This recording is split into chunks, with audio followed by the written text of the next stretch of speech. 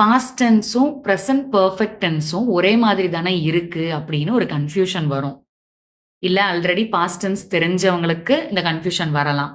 அதாவது பாஸ்ட் டென்ஸ்ல அவன் வந்தான்.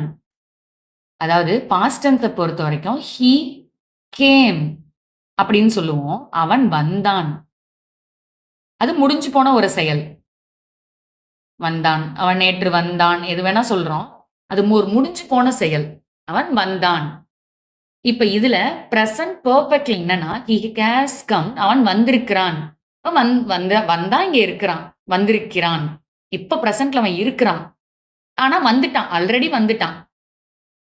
ஆனா பாஸ்ட் டென்ஸ்ன்றது அவன் வந்தான். முடிஞ்சு போன செயல். ஆமா, அவன் நேத்து வந்தான். இப்ப இருக்கானான்னு கேட்டா அவன் இல்ல. அவன் வந்தான். அவ்வளவுதான். சோ பாஸ்ட் டென்ஸ் படிக்கும்போது இது கண்டிப்பா உங்களுக்கு கன்ஃப்யூஷன் வரும்.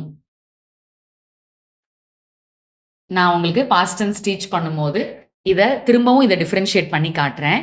இப்ப பிரசன்ட் பெர்ஃபெக்ட் டென்ஸ் அப்படின்றது ஒரு முடிஞ்சு போன செயல். ஆனா அதுக்கும் பிரசன்ட் டென்ஸ்க்கும் ஒரு தொடர்பு இருக்கிறது.